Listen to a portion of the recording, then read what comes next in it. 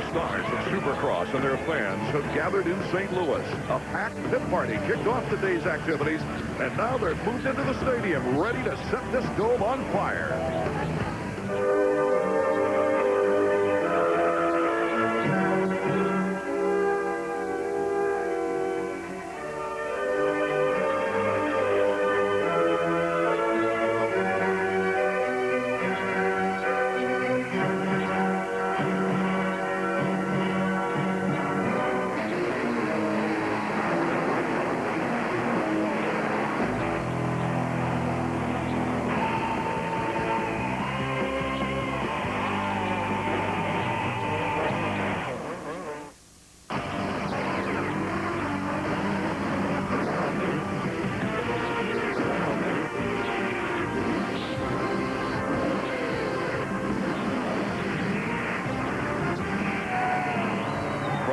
Jones Dome in St. Louis, Missouri, a city known for the most famous Supercross upset. It's EA Sports Supercross presented by Speed Stick. Hello, everybody. I'm Art Ekman. It would be a monumental feat if someone upset Ricky Carmichael here in St. Louis tonight. He's amidst the greatest turnaround season in Supercross history. However, back in 1996, Jeremy McGrath came into this building with 13 straight victories and only 2 races left on the season. And a young man named Jeff Emig upset the apple cart, beating him that night. Wouldn't it be ironic if Jeremy McGrath should stop the streak of Ricky Carmichael here this evening, David Vuillemin? After the race, you guys. The defending champion has won 7 times in the last 8 races. At Houston, Nathan Ramsey tried to end the streak, but the streak continued. Ramsey comes to St. Louis with confidence, one of many trying to end the streak. 3 more riders who can stop Carmichael here in St. Louis are Ezra Lusk, David Vuillemin, and Jeremy McGrath. Now, Ezra went down in practice. It didn't look good. They say he's going to arrive, and it remains a question mark. David Vuillemin is the only rider who's been able to straight up beat Ricky Carmichael. He did that back in Indianapolis. And Jeremy McGrath, he's won 72 times. This is his sponsor's hometown race, Bud Light Yamaha. You can't count him out. Now let's meet the 3rd member of our broadcast team, David Coombs. Following an electrifying start in 2002, Travis Pastrana struggled in Minneapolis and Atlanta. Missed 2 more and was supposed to be back this week. For the fans here in St. Louis, Travis is still on the sidelines. He's back home with that chronic sinus infection. The doctors want to take his tonsils out, but they can't until the infection goes away. So with Travis at home on the couch and Kevin Windham still on crutches with that broken leg, the only person here for the Sobe Suzuki team is the manager, Roger DeCoster. He has 5 world championships, but unfortunately for the fans, DeCoster doesn't race anymore. With our Suzuki storylines, back to Art. Okay, Davey, number 1, can Ricky continue his race win streak? Will McGrath, a 3-time winner here in St. Louis, make a run at 3rd place in the standings? With Lusk going down in practice, will someone else make a move on the 3rd place in the standings? David, let's take a look at the Speed Stick track map. For the 2nd round in a row, we've got great dirt. A little bit sandier soil than we had in Houston, but the riders love it. The great big sweeping first turn that should be safe. We're seeing some ruts develop in the big triples right here and here. And as always, it comes down to the whoop section. Our lineup sheet for the first heat right now. Holding out a second of the points, David Vuillemin. Ezra Lusk, he's on the line. He's going to go for it with a very sore neck after a crash in practice. Nathan Ramsey, he had his best 250 race in the last one, taking a 2nd place on that 4-stroke from Honda. Ernesto Fonseca, Nicholas Way, Damon Hoffman, Waugh. Tortelli is back for his first race after coming off the injured list. Yeah, I saw him sitting in the stands, and he was looking at me like shrugging his shoulders, going, hey, I'm not 100%, but I'm here just trying to get some experience and kind of get back into the flow before the Nationals start. David Vuillemin, and he's got Fonseca to his right. They all hold their goggles upside down like that, in case anybody that doesn't ride wonders. If you get a little piece of dirt in there and you don't realize it, as soon as you go over a jump, it's in your eye. So these guys hold them upside down and wait till the very end. We'll have 2 helmet cams in tonight's action. There's one of them, Tyler Evans, on 247, and Ryan Clark, who just qualified for a 125 main event, threw the 125 bag down, got on his 250. He's there with a helmet cam. We expect some great shots. 30-second board is up. We're getting set for our first qualifying heat here in St. Louis. Strange things have happened in this stadium. Hold on to your hats. We kind of expect some interesting moments out of this 250 qualifying heat race. Some people look to the side, some look down, but it's all in the start. Lusk on the inside. Number 11 gets shut out, but number 25, Ramsey. That long start, our longest of the year. Looked like it might have been a benefit to that four-stroke as he just steadily pulled out. And look at the different timing through here. Lusk tripling across the middle right there. Looks about the same. This is Tyler Evans now, working his way through the pack. He jumps over one of the riders. Ryan Clark, other hill on the camera. We're paddling. He's going so fast it went out of focus. Ramsey. There's Lusk.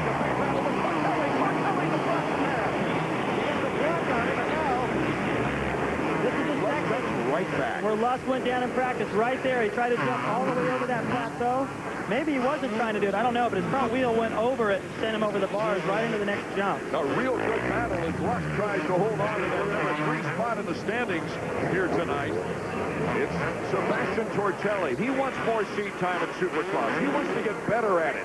He's a World GP champion in motocross, but he's kind of like, kind of reminds me of Albertine coming to the United States. Had trouble with the technique and the timing of Supercross right off the bat. He's got the speed, there's no question about that, but in Supercross, you've got to mix that with no mistakes, a little bit of technique and timing. He's getting better. There's times where you look at the lap times, and he's got the fastest time. He's amongst the group within tenths of a second, but usually in a 20-lap race, he starts to get stumbled back a bit. Fonseca, number 24 on the team Honda, is now giving Lusk the challenge as Tortelli is in front of Lusk. So he's in a Honda sandwich right now. Well, with Vuillemin, second to points, is in fifth. So unless he can get around somebody here in this group, he's going to the semi.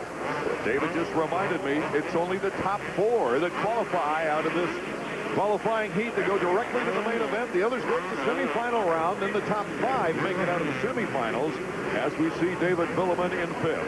Pretty impressed, Art, with Ramsey. He's just checked out of this. Running a faster pace in the first lap. He's got a good 3-second lead on Ezra Lusk. It's just past Tortelli for second place. Lusk just won't give up despite that sore neck. He's one of only 4 factory team riders to ride in every main event. He wants to keep that streak alive. Yeah, Tortelli just... Here comes Vuillemin. He got hammered there in the last quarter lap. Everybody got by. Fonseca rides well in this building. Fonseca picks up second. This soil might be something that he's comfortable with. A little bit more sand in it. Remember that great battle he had Really? back in '99. Coming from last, nearly last, to get Kelly Smith in the final lap. Made a very aggressive move on Kelly Smith, who led the entire race on a KTM, was looking forward to his very first KTM victory, and Fonseca put him down and won the race and later the championship. Vuillemin going over that double jump to set himself up for the loop. Check out your favorite riders. They all go through our picture here in the whoops right now. There's Damon Huffman, number 20. 26 is the number 2 privateer right now in points. Number 40, Sebastien Tortelli. The best rider out of Canada right now. Let's go to the helmet cam once again. Ryan Clark. This is where Ezra crashed. He was trying to jump up just onto this plateau and then off over that jump. Front wheel drifted just over the top and sent him over the bar. That's a really technical section leading up, and as it gets rutted, it's even more difficult. Dan Riddle right in front of him out of Campbellsville, Kentucky. And our leader, as you said, David, he's just simply checked out away from everybody else. He looks great. He didn't look smooth. I watched him yesterday, and he looked a little shaky. That's how he looks. I mean, look at Carmichael. He's maybe the shakiest, but he gets the job done. Ramsey rides with a lot of heart, and whatever the pace is, that's what he'll ride. It's not always pretty, but it's been pretty impressive this year. I didn't think he would be as far up as he has. Yeah, really, David. There's a real battle going on for second place behind number 25, Ramsey. It's Fonseca, Lusk, and David Vuillemin right now. Bang, bang, bang. With Tortelli now losing ground for those. Ramsey holding on like Superman around that berm. There's the battle for second I was telling you about. Remember the last time Vuillemin and Lusk got together? Oh, boy. And Vuillemin kind of got into it a little bit with McGrath in the second practice session this afternoon. McGrath was not happy about it. Went over to some of the other Yamaha guys. Vuillemin's got to run here. Through the woods. Lusk has the angle, though. Vuillemin out accelerating on the jump. The triple. Oh, Lusk playing it nicely. Here comes Vuillemin. Oh, the foul is on. Hold on, Ezra. Yeah, Vuillemin's trying to ride clean. He doesn't need to cause any more trouble or bring any more attention to himself. He's always claimed that he's been a clean rider all along. Yeah, I think Jeremy was questioning that in the practice session, but when you look at the other side from Vuillemin, he was trying to keep up with Ricky in that second practice, and Jeremy felt he got a good run at him through the woods, kind of ran him up high in the berm. Jeremy didn't like it, and they got together another time, and it was sort of an accident, but I think Jeremy was like, look, dude, if I'm going to be helping you out with points in the championship, don't run into me in practice. Now, a little bit of that is frustration on Vuillemin's part, though, due to the situation. Here comes Vuillemin now making the move on Lusk. Ramsey, Fonseca, Lusk, Vuillemin, Tortelli, and now it is Vuillemin in front of Lusk. Good pass. Nothing wrong with that. Number 12, Team Yamaha. The white flag is out for our final lap now as they all go to that finish line jump. And Fonseca, just in front of these guys, has closed the gap a little bit on Ramsey out front. So Fonseca may have to, he does. He has the fastest lap, 51 flat. Oh, that's a great lap. Fonseca, really a yo-yo year. Up and down we go. A good race, a bad race. A good race. He just needs to get consistency now. He's in his first year. Lusk gets hung up on the berm. That's what almost happened to Ramsey a couple laps back. That soft up there in the very top. I don't like to take that chance running the front wheel clear up there. Oh, and the last lap, too, and Sebastien Tortelli will now be in great position to qualify. Now, Ezra rung his bell a little bit in practice as well as he's got a little bit of a stiff neck, so he just kind of survived tonight, I think. Look at that, the checker flag for Nathan Ramsey. Ramsey, with his first heat win, his first qualifying win of the year. Two strong performances in a row, even though this was a short race. He had a great main event, and on to the semis goes Ezra Lusk. He has to ride another one. That might be good for him to try to stay out there and get loose because his neck was starting to stiffen up a little bit. That's what they were concerned about. They went and had him checked out. He's fine. So after a second-place finish in New Orleans, or I should say the last race, Nathan Ramsey comes back and takes his qualifier. Ramsey, Fonseca, Vuillemin, and Tortelli qualify with Lusk, Huffman, Way, and Johnson, and many more going on to the semifinal round. That's what happened to Lusk.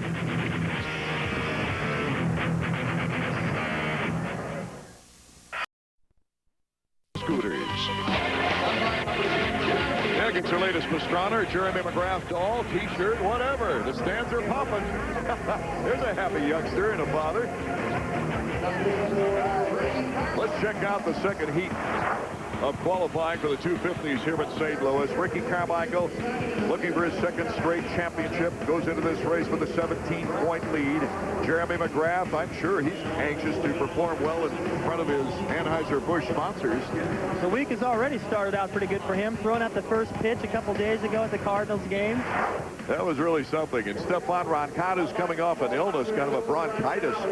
The top privateer, check out Heath Voss, Kyle Lewis, another good one, along with Tim Ferry, Jeff Gibson, an Iron Man, trying to qualify for both the 125s and 250s, as we see Jeremy McGrath, number 2. And Barry Karsten also is trying to qualify for both main events. You can't fidget enough on the starting line. There's so much to do. Sign is sideways. Roncada all the way on the inside with Brian Mason to his left. The second qualifying heat is underway from St. Louis. Jeremy, a great start. He goes wide, and he has the power to get around Ferry. Jeremy McGrath brings this to the line. They love him here.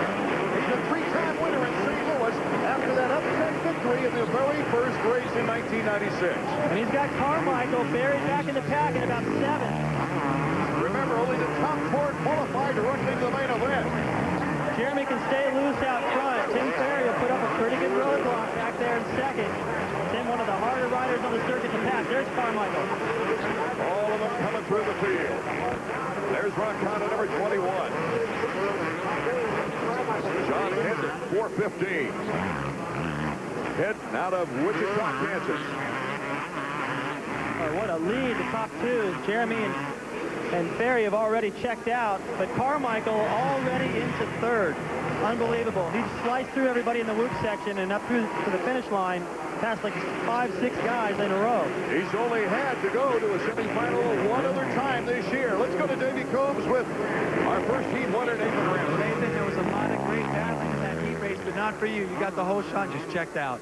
Yeah, you know, like I said, my Dunlop's hooked up good off the start, and the CRF 450 is just pulling. This such a long start and tacky dirt. I just think that it's pretty much a guarantee for a whole shot in the main event. I hope, anyways. And you know, I just tried to ride in front of me. I could hear the crowd yelling, so I knew something was going on behind me, and I just tried to focus. Made a couple of mistakes, and there's a couple of things I think I can clean up. But other than that, I'm just going to go 20 hard laps in the main, and hopefully it'll work out. Great job. Thank you. Ross in 7th place, and Roncada's all the way down to 10th. He's feeling the results of that illness. He just doesn't have the strength coming back. I'm glad he's here. It's good to see him back out battling, because third in the points is still there. If he doesn't ride tonight, it's over for sure. So he's trying to keep himself in position. Carmichael behind Jim Ferry. Ferry is 1.5 seconds behind McGrath. And Carmichael is just about that margin and back to Ferry, but he's pulling up strong. We're looking at the same thing we saw back in New Orleans with McGrath. Nice lead out front. Carmichael having to come up through the pack to see what happens with Ferry. Like I said, Ferry's not one of the easier guys to pass. It looks like he's got it done already. Carmichael on the inside. He moves into 2nd place. Ferry showing a wheel all the way around. Tries to goose that force stroke. People are saying, oh, Carmichael gets lucky, guys crash, make mistakes. He makes them make mistakes, and he passes so. I can't believe what a great opportunity for an rapid start. It was terrible. He was big back, it looks like. He's already into 2nd, starting to take a little time out of McGrath. He's only 3.4 seconds back, and we're about a little over the halfway mark of our qualifier. McGrath is our spotlight rider. Skip Norfolk is mechanic.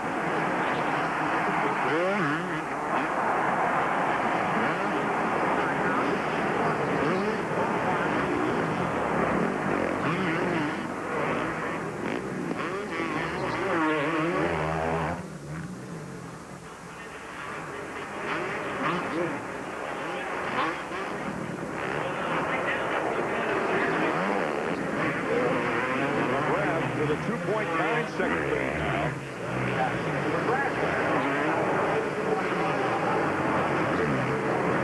Signaling to him to step it up a bit. Yeah, he was about a half a second off of Carmichael, 4/10 to be exact. But if that continues, then Ricky will be all over him in the final laps here.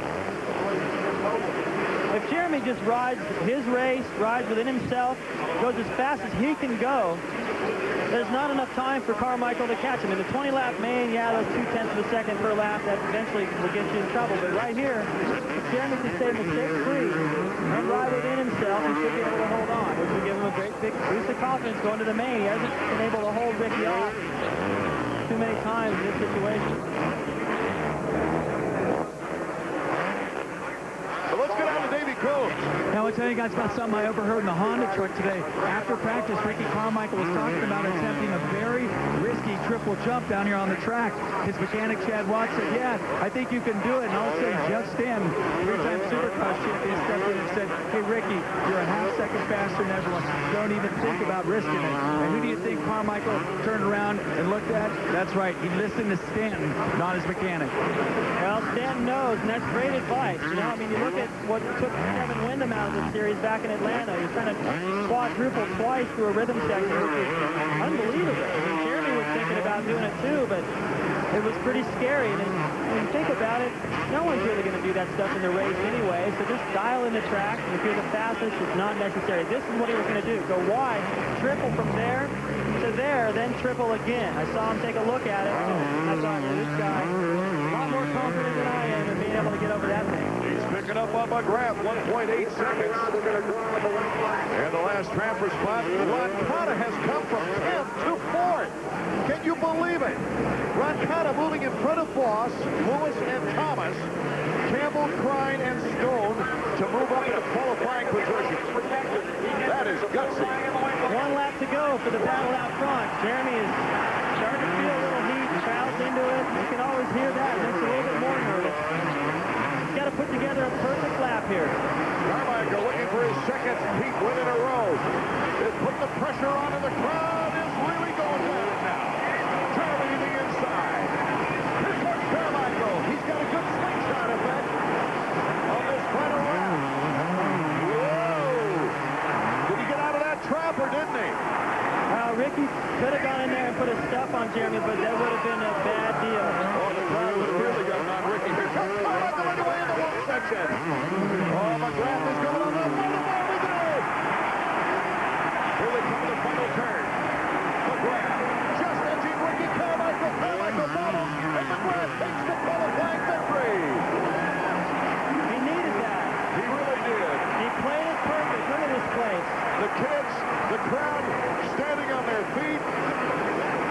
Ricky had a couple of chances to get in there and put his stuff on it, but Jeremy played it perfect. It was a main event. Ricky might have been a little bit meaner, but Jeremy still did a great job of holding him off. That's a start, Art, you know? You got to start somewhere. Jeremy McGrath, who brought this great outside sponsor to Supercross, rewards them with his third qualifying heat win of the year. And look at the fans. McGrath, Carmichael, Ferry, Roncada directly to the main event. Heath Voss, our top privateer, and others, they'll have to go to the semifinal round, as you see on our Suzuki results board. That heat race, Art, was 8 seconds faster than the first heat, so McGrath is on pace.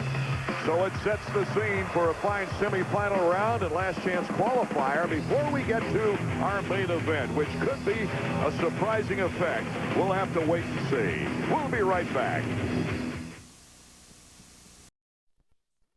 Channel 73, digital channel 633. Jubilant Ricky Carmichael, his first win of the season. The defending champion takes the checkers for the second straight time. The checkers for David Vuillemin. The 250 final race of the season comes up in Las Vegas. Also, Chad Reed, he's going to welcome the challenge to meet the 125 West hotshot James Stewart. It's all coming up live, pay-per-view, Las Vegas, May 4th. Every second of every race, semis, LCQs, even the KTM Juniors, 10:30 Eastern Time. Hope you can join us.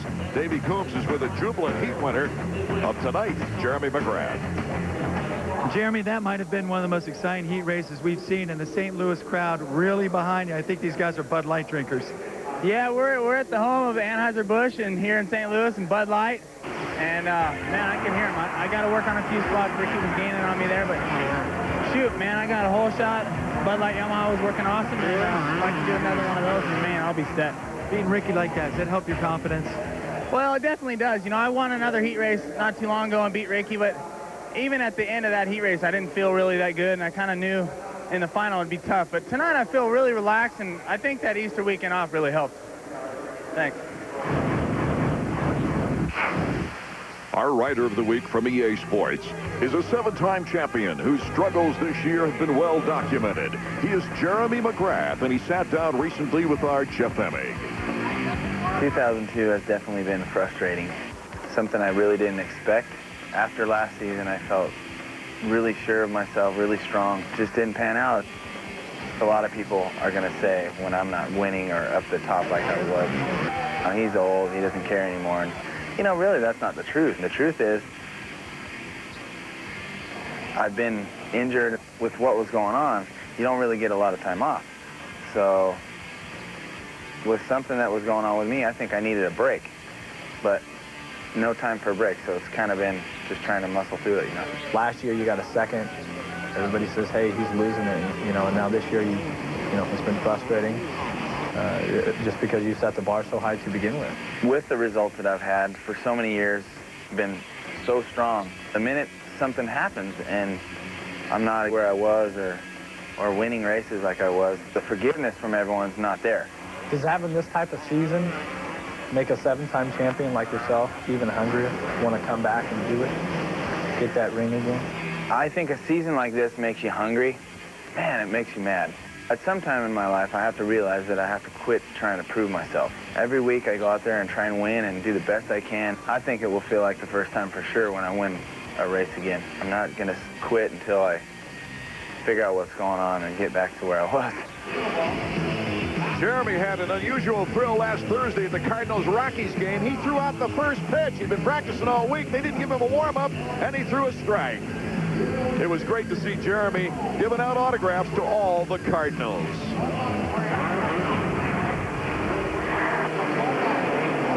From a past champion to our current champion, today's Honda Flashback reflects on Ricky Carmichael's 7th win of the season 2 weeks ago in Houston. That pursuit is captured on our super slow-mo camera.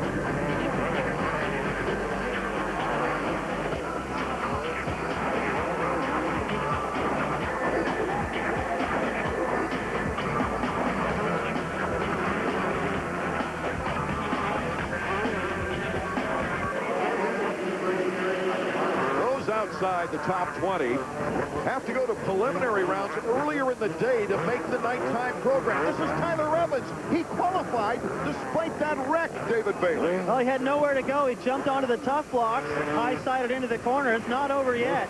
No. The block pass right there. Big pile up. He's able to get by. One rider going, look out for me. Don't run over me. And then he has to get by these two guys to qualify. Yeah, he gets by the one. Listen to the throttle. Now, he can't quite put the block pass right here. He's got one more chance in the right-hander coming up. Now, listen to the contact. Boom. But he picks up the spot and makes the program. Good job, Tyler. Oh, we'll be back with more beautiful action from St. Louis, as we've got all kinds of Supercross action coming up.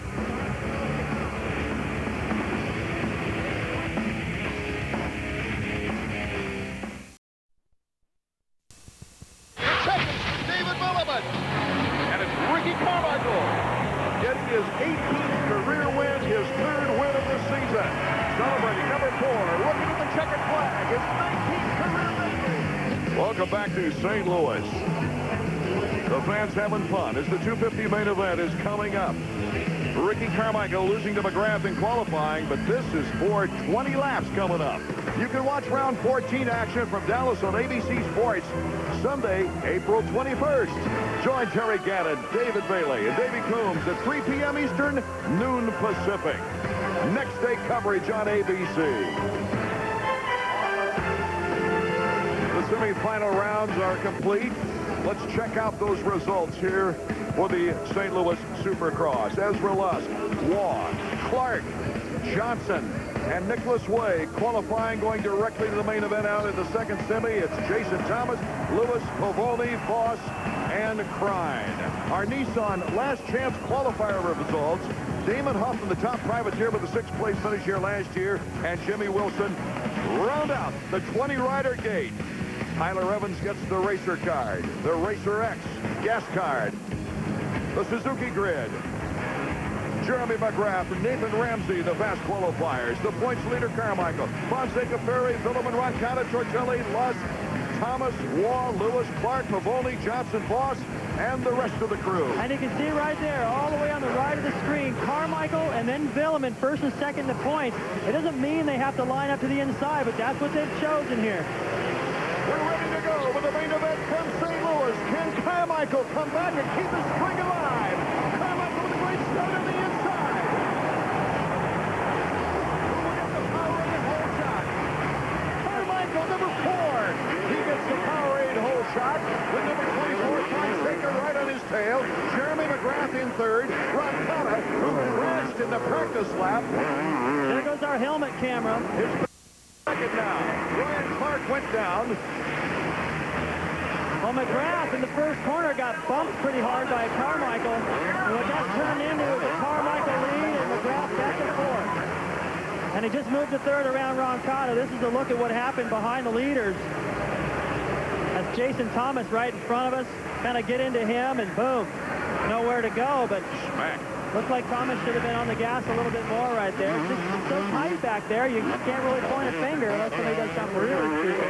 So guess who's out in front? It's Ricky Carmichael, Team Honda number 4. Honda has never won here in St. Louis. Well, it's looking good right now because Fonseca, who was strong in his heat race, is back there to kind of ride roadblocks for his teammate Carmichael out front. There you see number 24, Fonseca. There's Jeremy McGrath. Roncada number 21. 15 is Ferry. 40 is Waugh. 23 Lewis. 47 is Crine. 41 is Heath Ross, and he is all the way in 17th. The leading privateer, Wade, has a chance to pick up some points on him if he can stay out in front of him. But right now, it's Ricky Carmichael's show. Well, it all happened right there in the first corner. We saw how fast he was in his heat race coming through the pack, so no question in my mind if he'd have gotten a 4th or 5th place start, he wouldn't have an opportunity to win here, but still. That little T-bone he did on McGrath, which was fair. Jeremy was wide. Carmichael was under him. That is really what enabled him to break out to an early lead. And the longer it takes Jeremy to get around Fonseca, if he can, the less chance he's going to have of catching Carmichael. So Ricky Carmichael, after winning 7 out of 8 races, he led 112 of those 160 laps.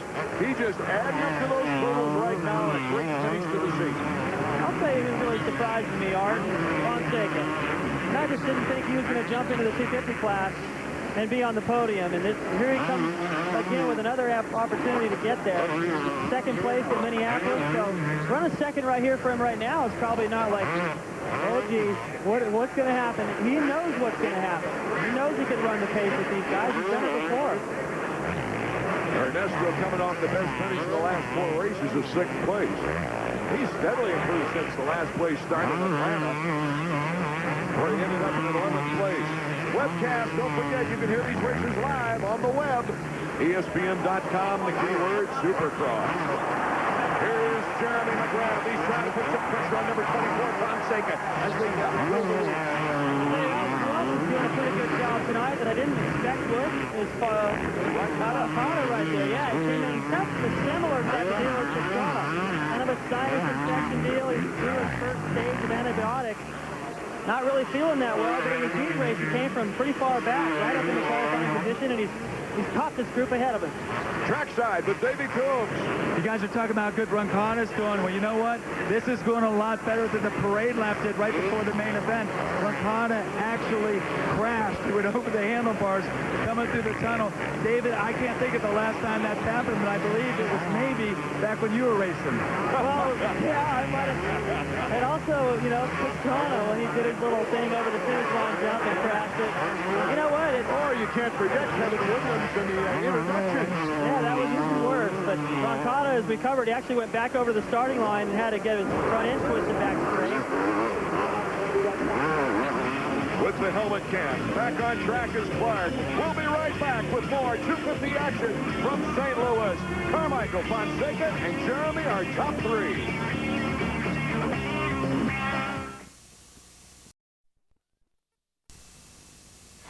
Welcome back to St. Louis. We've got a battle going on for 2nd place. Jeremy McGrath has shown Fonseca a wheel. He runs a little plastic, and the crowd's going crazy. McGrath takes him in the woods.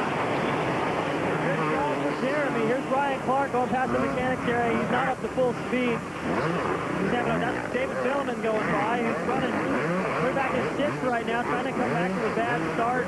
Towards the end of the race, though, Vuillemin always finds his way back up to the podium. He is perfect for the season, and every race he's ridden, towards Daytona Skip, he's made it to the podium. And Jeremy was getting all kinds of pressure from Roncada just a couple of laps ago, and he pulled away from him. That was maybe a wake-up call. Caught Fonseca, put the move on him, so now the only rider in front of him is the guy we're looking at right now, and the gap has been staying the same. So number 4, Ricky Carmichael, just continues his campaign against the record book. His last win tied him with a great Bob Hanna for 2nd place on the all-time combined career Supercross motocross list with 64. And he just continues now to advance toward the record of the greatest Supercross back-to-back seasons. That was set by Jeremy McGrath with 24. And of course, this just might be the 22nd win in 2 seasons in less than 2 seasons for Ricky Carmichael. Well, the way he's been going and the way it looks right now, he'll probably get that record as well. He's got everything.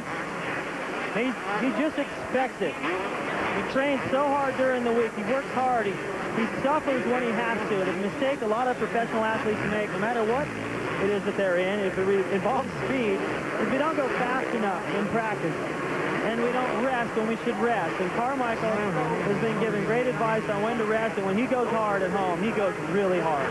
Well, we've seen a big crash already in this one, and crashes in practice today. With only 4 factory riders have made it in every main event. Why so many injuries this year? We went to the riders for that answer. Well, last year, Ricky was pretty dominant. So everybody kind of settled for second place, and nobody was really pushing that hard. So I think that's why this year, there's been more injuries so far. The level of competition is really high, and everybody's out there going as hard as they can. And there's been some things that have been on the tracks that aren't supposed to be jumped, and we've kind of been trying them, and little things like that, and that's the reason everybody wants an edge on someone else. I think it stems from the high speeds, and everyone's trying to push it to that very limit. And, when you do that, when you're riding right at the ragged edge or over that, people are going to crash.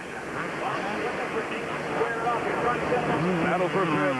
Nathan Ramsey, number 25, and number 12, David Vuillemin.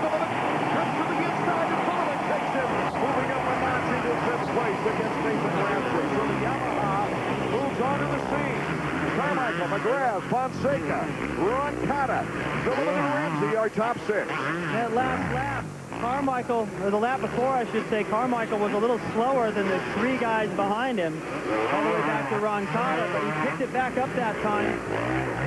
Roncada's right in front of Vuillemin, and number 25, Ramsey, you see him there, coming off his best 250 performance ever.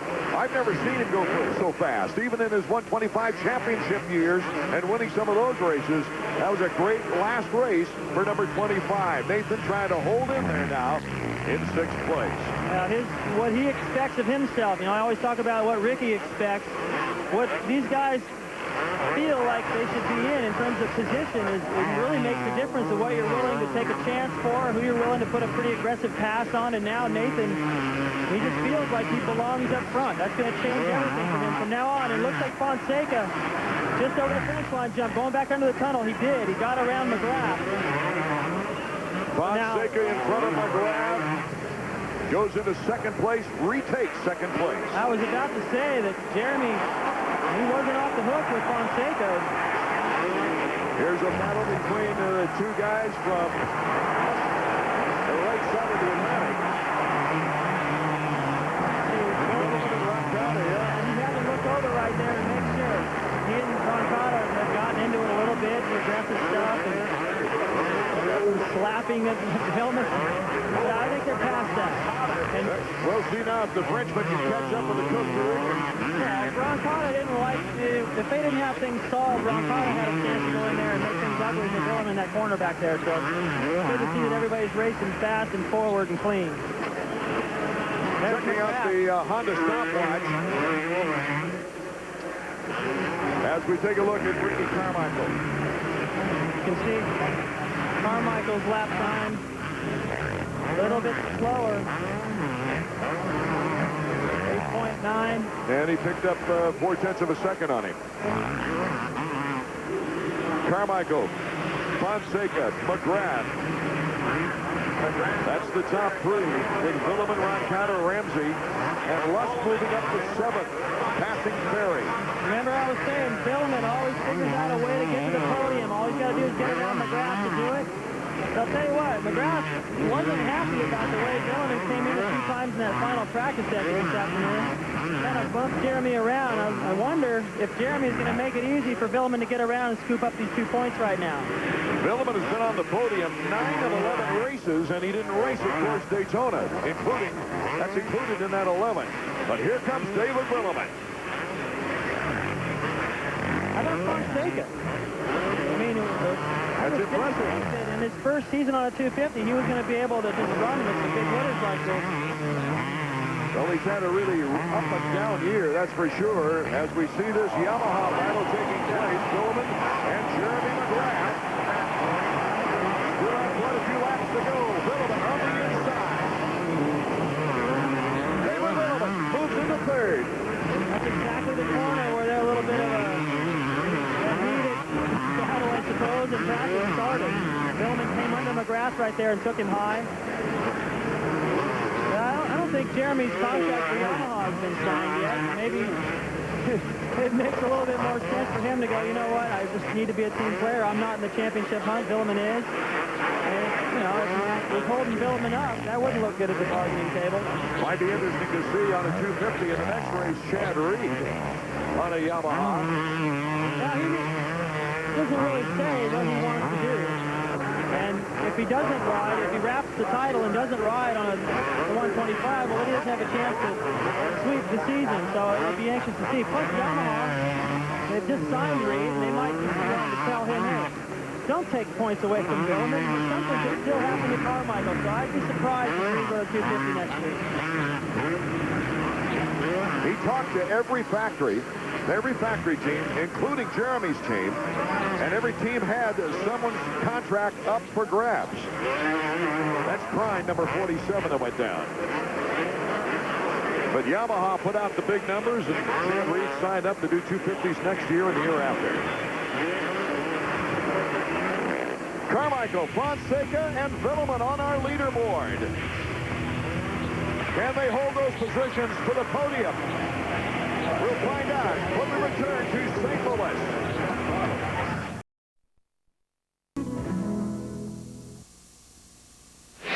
Back in St. Louis, our leader, Ricky Carmichael, has a 6-second lead on Fonseca, but Fonseca is getting a lot of pressure from David Vuillemin for that second-place spot.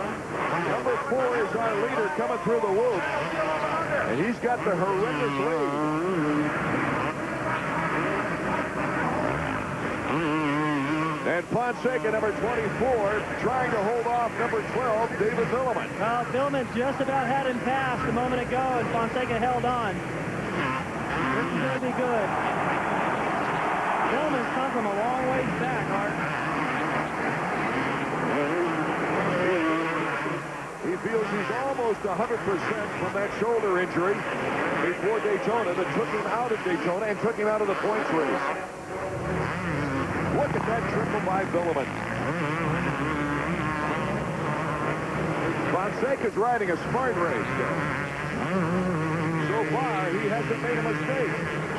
With Vuillemin right on his heels. Well, we'll find out how good he deals with pressure. He keeps going wide right here. Whoa.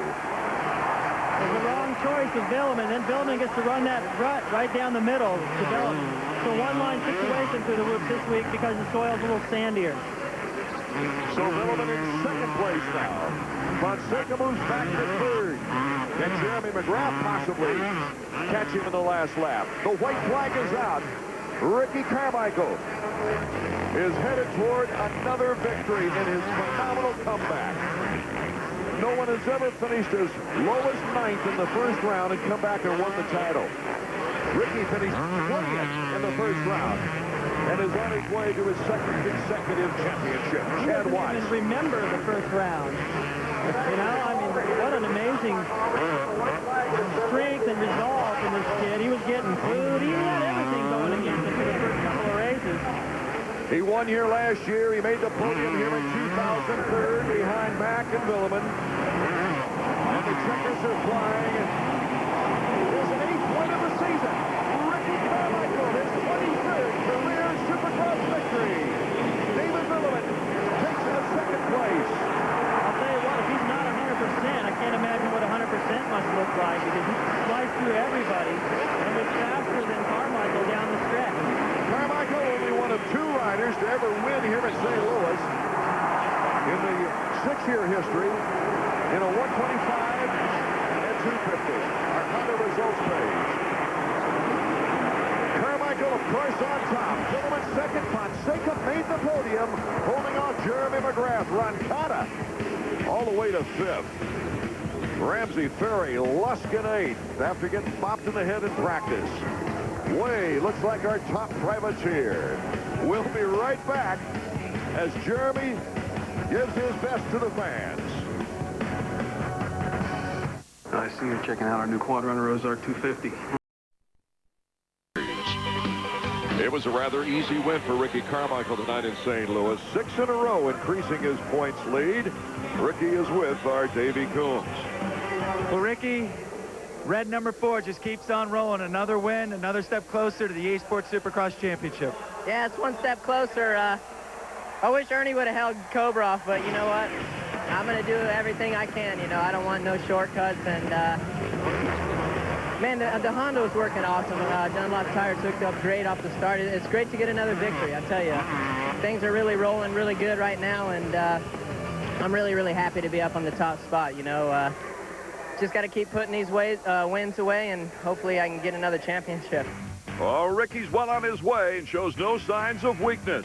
He's now built a 20-point lead on David Vuillemin. Look at McGrath on our Honda points list. He's come to within 3 points of Ezra Lusk. It's back to Davey now, who's with Vuillemin. Well, David, I know you didn't get the win, but that had to have been a moral victory coming from behind like that. What is with your starts? I know I've been struggling with my starts, and you know, I wish I could have better starts and race with Ricky. I just feel like strong again, and my shoulder is okay now. And you know, I just want to race him, and it seems like every weekend, he takes off right away. So I have to work on my starts, and everything is going good, and I feel strong, and hopefully next week. Fantastic effort. Thanks a lot. On our Supercross calendar, the upcoming events, next day coverage on ABC from Dallas, Texas, and our usual coverage from ESPN. Pay-per-view, Las Vegas, live and direct. Let's go back to Davey now. Ernesto, another fine ride for you on the 250. Yeah, I'm real happy. You know, my factory Honda was working great. I got a real good start, and I think that's what it takes. You know, there's a couple guys that run a real fast pace, and I think for me, I'm not really the fastest, but I'm not the slowest, so I got to get the start, and you know, it was good. I tried to make as few mistakes as I could, and then it went great after that. Our next telecast, round 13 from Pontiac Silverdome. Coming up next, it's the 125s on ESPN2. Art Ekman for David Bailey, Davey Coombs, thanking you for being with us. This has been a presentation of ESPN, the worldwide leader in sports. For more information, log on to ESPN.com.